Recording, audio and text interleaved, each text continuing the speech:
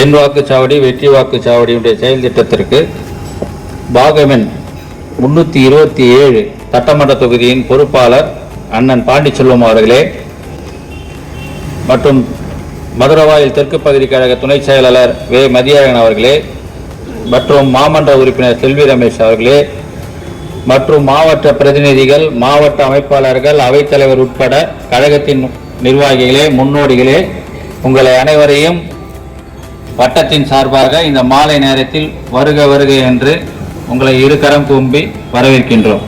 இதனுடைய தாரக மன்றம் ஒரு வாக்குச்சாவடியை வெற்றி வாக்குச்சாவடியை எப்படி மாற்றலாம், எப்படி மாற்றணும்.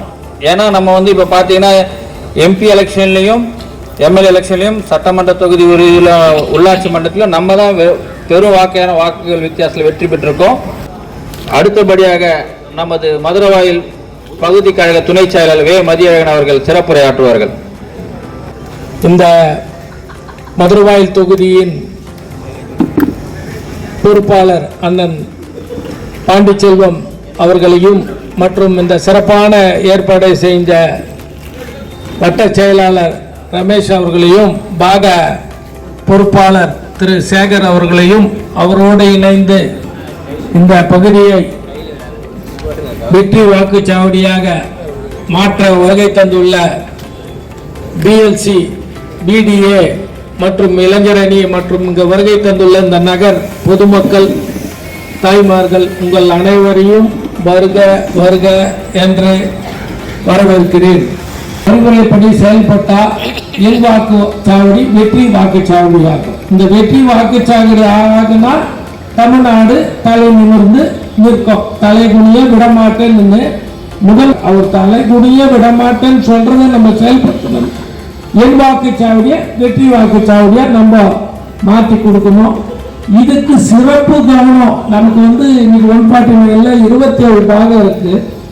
கொஞ்ச நேரம் முன்னாடி தான் நமக்கு நாடாளுமன்ற உறுப்பினர் சம்பந்த நகர்ல ஒரு பாலா போட்ட இதுக்கு நமக்கு அறிவுரை வழங்கிட்டு போனார் பக்கத்துல.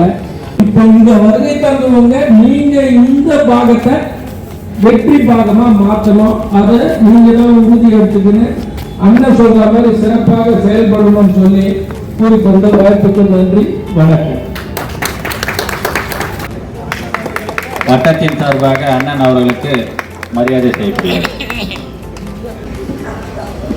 சென்னை தெற்கு மாவட்டம் மதுரவாயில் சட்டமன்ற தொகுதிக்கு உட்பட்ட மதுரவாயில் தெற்கு பகுதி கழகத்தின் 149வது வட்டக்கழகத்தின் கட்டமைப்பு இயக்கத்தின் வலு சேர்க்கக்கூடிய அளவில்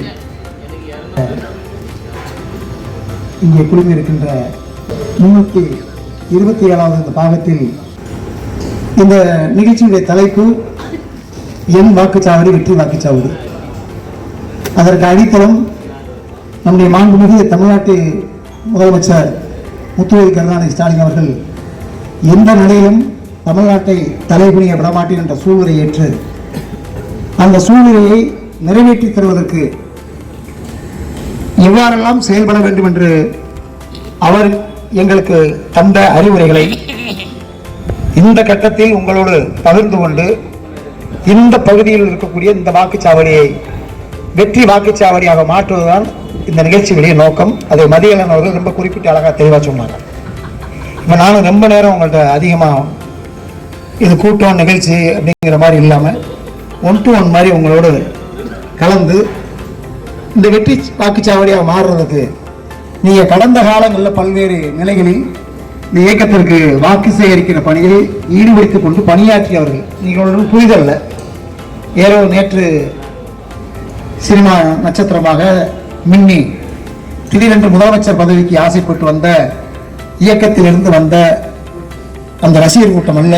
நீங்கள் 75 ஆண்டு காலம் இந்த இயக்கம் இந்த இனத்திற்காக, இந்த மொழிக்காக, நாம் ஆளக்கூடிய இந்த நாட்டின் மேன்மைக்காக தன்னை முழுமையாக ஒப்படைத்துக் கொண்டு இயக்கத்தின் பணிகளை ஆட்சி பொறுப்பில் இருந்தால் சட்டங்கள் மூலமாகவும் திட்டங்கள் மூலமாகவும், ஆட்சி பொறுப்பில் இல்லை என்றால் மக்களுடைய உரிமைக்காக களத்தில் என்று போராடக்கூடிய ஒரே இயக்கம் திராவிட முன்னேற்ற கழகம்.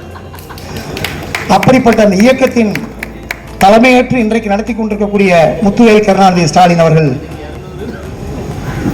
2021 ஆட்சிக்கு வருகிற போது மக்களிடத்திலே நாம் வாக்கு கேட்கிற போது நாம் எதிர்க்கட்சியாக இருந்தோம். வாக்குகளை கேட்டோம், மக்கள் நம்பினார்கள், வாக்களித்தார்கள். ஆனால் அதற்கு முன்னால் பாசிச சக்திகள் என்று கருதக்கூடிய அந்த பிஜேபிகளுக்கு துணையாக, ஏன் அடிமைகளாக இங்கே இருக்கக்கூடிய சில சக்திகள் எவ்வாறெல்லாம் செயல்பட்டார்கள், எவ்வாறெல்லாம் முயற்சி எடுத்தார்கள் என்பதை நீங்கள் நன்றாக அறிவீர்கள். அப்படிப்பட்ட அந்த பாசிசத்தின் சூழ்ச்சியையும் எதிரிகளின் எதிர்ப்பையும் மீறி மக்கள் வாக்களித்து முதலமைச்சராகி விடலாம் என்று கனவு கண்டு கொண்டு களத்தில் இருக்கக்கூடியவர்கள் சிலர். நான் ஏற்கனவே சொன்ன பாசிசம் சிஎஸ்டியில் வரியை வசூல் பண்ணி ₹1 19 பைசா மட்டும் திருப்பி தர்றவன் இன்னைக்கு நம்ம தமிழ்நாட்டினுடைய மேன்மைக்காக எடுத்துக்கொள்ளக்கூடிய அனைத்து திட்டங்களுக்கும் நிதி தர மறுக்கிறார்கள். அதே போல இயற்கை பேரிடர், வெள்ள நிவாரண நிதி, இது போன்ற நிதிகளை தர மறுக்கிறார்கள். நம்ம எந்த மசோதாவை நிறைவேற்றி அனுப்பினாலும் இங்க இருக்கக்கூடிய இந்த பாசிசத்தின் அடிமை ஏஜென்ட் ரவி கீழதி போட்டான், திருப்பி அங்கே அனுப்புனது அங்கே ஜனாதிபதி மாளிகை தூங்குது. இதெல்லாம் நம்மளுடைய வளர்ச்சியை தடுப்பதற்கு நம்முடைய இயக்கத்தின் தலைவர், இந்த நாட்டினுடைய முதலமைச்சர் அவர்கள் எடுத்துக்கொண்டிருக்கக்கூடிய எந்த திட்டமும் நிறைவேறக்கூடாது என்று தடுப்பதற்கான முயற்சியை இந்த பாசிசம் செய்கிறது. அந்த பாசிசம் அதை மட்டுமா செய்கிறது? ஒரு தாய் வயிற்று பிள்ளைகளாக சாதி மத பேதங்கள் அற்று ஓரணியில் நிற்கக்கூடிய தமிழ்நாட்டு மக்களை பிளவுபடுத்தக்கூடிய சதிச்செயலையும் அந்த பாசிசம் செய்கிறது. அந்த பாசிசத்திற்கு துணையாக பழைய அடிமையாக இருக்கக்கூடிய எடப்பாடி எப்படியெல்லாம் துணையாக நிற்கிறார் என்பதை நீங்கள் எல்லாம் நன்றாக உணர்ந்து கொள்ள வேண்டும், அதை எடுத்துச் சொல்ல வேண்டும்.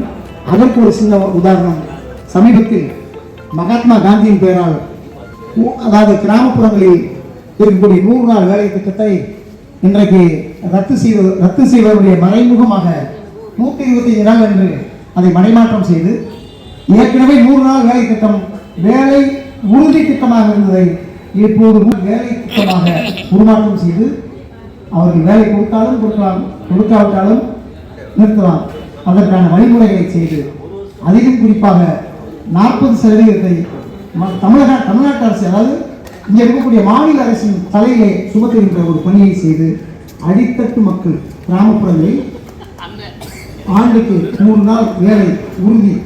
யோசிங்க, பொருளாதாரத்தை கிராமம் இல்லை, எப்படி தலைவர் வந்து அதை நிறைவேற்றுறதுக்கு துணை நின்றாங்கன்னா அப்படியே லொக்கேஷனில் வரும் 100 பேருக்கு.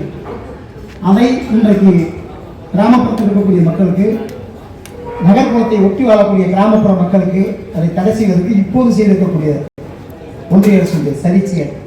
இப்படி இந்த நாடு தமிழகத்தில் இந்தியாவில் நம்பர் 1 நாடாக தமிழ்நாடு இருக்கிறது. அதை நிர்வகிக்கக்கூடிய முத்துவேல் கருணாநிதி ஸ்டாலின் நம்பர் 1 முதலமைச்சராக இருக்கிறார். இதை எப்படியாவது தடுக்க வேண்டும் என்று ஒன்றிய அரசு சதிச்செயலை தன்னை முழுமையாக ஈடுபட்டுக் கொண்டு செயலாற்றிக் கொண்டிருக்கிறது. அதற்கு துணையாக பழைய அடிமை எடப்பாடி, புதிய ஒருத்தர் வந்தால் நேரடியாக நான் முதலமைச்சர் நாட்களில் உட்கார வரலாம். பயணம் போனால் தனி ஃப்ளைட் தான். பார்த்துங்க, மக்களை காப்பாற்ற போகிறான். டே, முதல்ல பெத்த அப்பனையே மதிக்கலாங்க.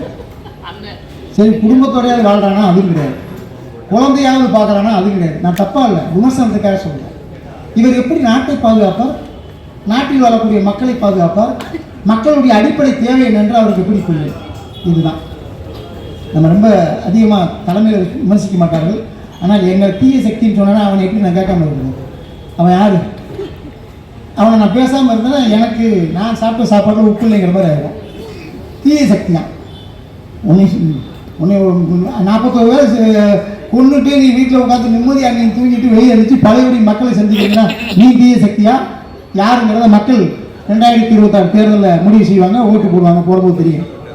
இப்படி இந்த இயக்கத்தின் வெற்றியை எப்படியாவது தடுத்து விடலாமா என்று ஒவ்வொரு முறையும் அமித்ஷா வருகிறார், இன்னைக்கு பீஸ் கோயல் வந்திருக்கார், நாளைக்கு யார் வருவாங்களோ, மோடி வருவார், எல்லாரும் வருவாங்க. எப்படியாவது இந்த இயக்கத்தின் வெற்றியை தடுப்பதற்கு என்ன சொன்னார்ல, 32,000 ஓட்டில் போன முறை ஜெயிச்சோம், அடிச்சு தூக்கணும். இந்த முறை 1,00,000 ஓட்டில் நம்ம ஜெயிச்சே ஆகணும். அதான் நம்ம தலைவருக்கு செய்யக்கூடிய அந்த ஒரு வெற்றி சாவடியை உருவாக்கினால் இந்த வட்டத்தில் இருக்கக்கூடிய ரமேஷ் வட்ட செயலாளர் அவருடைய அனைத்து வாக்குச்சாவடிகளும் முழுக்க முழுக்க வெற்றி சாவடியாக மாறும். அதே போல தொகுதி முழுக்க இருக்கக்கூடிய வாக்குச்சாவடிகள் வெற்றி வாக்குச்சாவடியாக மாறும். அந்த நிலையில் நீங்கள் எல்லாம் முழுமையான முறையில் உங்களுடைய வாய்ப்பை தர வேண்டும் என்று இந்த நல்ல சந்தர்ப்பத்திலே கேட்டு முடிவுகிறேன். நன்றி, வணக்கம். அடுத்ததாக நன்றி பாக பொறுப்பாளர் சேகர் அவர்கள்.